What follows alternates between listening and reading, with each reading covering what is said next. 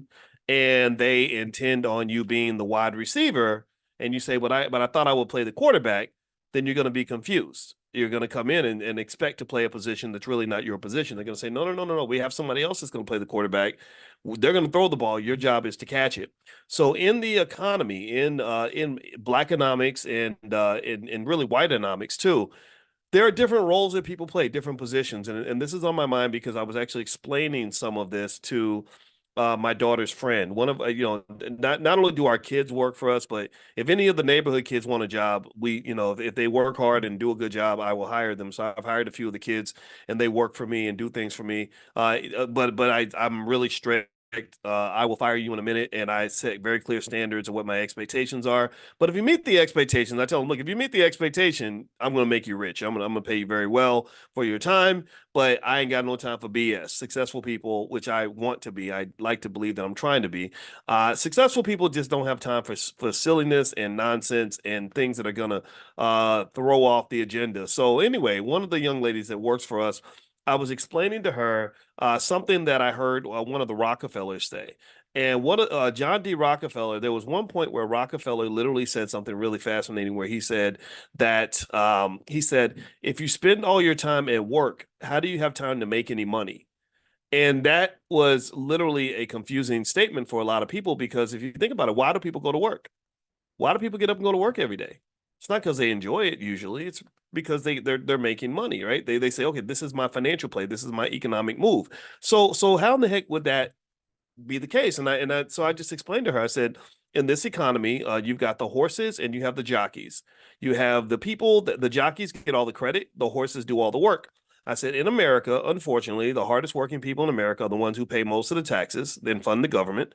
The hardest working people in America are the ones who stimulate the economy. The hardest working people in America are the ones who pay rent to the landlords. The hardest working people in America are the people who pretty much make this country go. Those are the workers.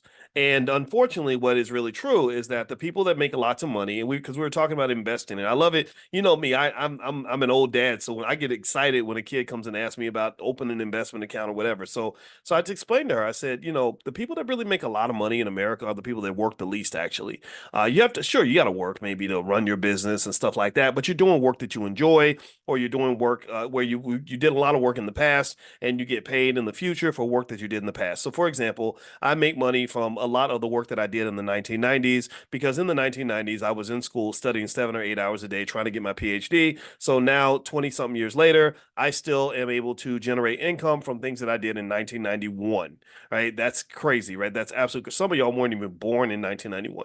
So anyway, so the point of the matter was to say that I was explaining to her just how the economy works, and that there are different people that are put into different positions. And I said, do not let them position you inappropriately. Do not let them put you in a position where you're going to be doing all the work and getting fewer of the rewards. I said also, it's smart that you're investing now. I said, I'm really, really proud of you for investing right now, because when you invest, not only will you be secured long term, not only will you have hundreds of thousands, if not millions of dollars in your retirement account by the time you retire, but between now and then, you're going to be able to buy the things that money can't buy. You see, money isn't just a be all end all. Money buys you things that the money can't buy, like peace of mind and security and happiness, and you can sleep at night. And I told her, I said, and I like having real candid conversations with kids. And I said, a lot of people don't feel that way. A lot of people are very unhappy with their lives. They're very stressed out and they're very overwhelmed. I said, as you get older and you go to college, you're going to start reading articles about how everybody in your generation, I said, you're Gen Z, right? Because, I got to keep up, because it's a new generation coming out every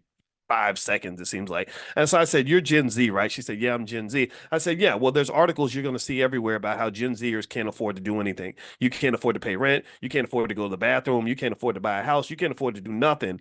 And I said, I don't want you in that position. I said, because we've adopted you as our daughter. I call her daughter, right? Because you got the daughter and then the daughter. So I said, since we've adopted you, I want to see you do well. I want to see you happy in life. So this is the secret. So here's the other part that was really crazy. crazy since we're talking about this, and I hope it's okay if I share this story. So I was talking to her about buying stock, right? Because she was like, "Well, how do I buy stock? Like, what do I do?" I was thinking about this and thinking about that, and I said, "Look, here's the first mistake a lot of people make. The big mistake a lot of people make is they overthink it, because it can be very complicated." And I said I could probably say a lot of words about investing that will make your head spin, that will make you really feel like it's super complicated, and that only elite people who really have specialized knowledge can actually do it. I said, but I asked her that simple question I've asked a lot of you. I said, "Are you smarter than a monkey?" And she did what I expected. She kind of laughed. She kind of laughed, said, "Yeah." And I said, "Okay." And then I explained to her the Burton Malkiel monkey experiment in 1971, where he taught monkeys how to invest by throwing darts at a wall. And I said the monkeys made money. The monkeys made more money than a lot of people who get up and go to work every day. The monkeys made more money than a lot of people who've been working 30, 40 years since the 90s, since the 80s. I said the monkeys made more money than a lot of people that have very high IQs. I said the reason the monkeys made money is because they didn't overthink it. They just did the basics, and that made a difference, right? So if you go to blackwealthmasterplan.com, I've told you guys about that URL. I like to recite that to you because I want you to just go there. It's free. It doesn't cost anything. And blackwealthmasterplan.com is the $5 a day plan. The $5 a day plan is literally how you build wealth like the monkeys. And so anyway, I then said, I said, you know what? Come in my office. Let me show you something. Let me show you something real quick. So I pulled out my phone and I said, here's what I want. Here's what I'm saying when I don't want you to overthink it. So I pulled out my phone and I said, let's buy stock in a company. And she said, okay. I said, what company do you want to buy stock in? She said, Chipotle. I said, okay, let's find Chipotle. So I found it and I said, this is what you call it. This is the ticker symbol. And then I said, okay, so this is how you buy. You tell her how many shares you want. I said, but you don't have to buy a whole share. You can just buy $200 worth. So we bought $200 worth. And I said, okay, so I hit the button. I said, okay, now as of tomorrow morning, when the market opens, our family will be owners of Chipotle. Now I think I already own Chipotle, but now we own a little bit more. Now when Chipotle's money goes up, our money goes up. And she gave the greatest reaction. She goes, "That was so cool."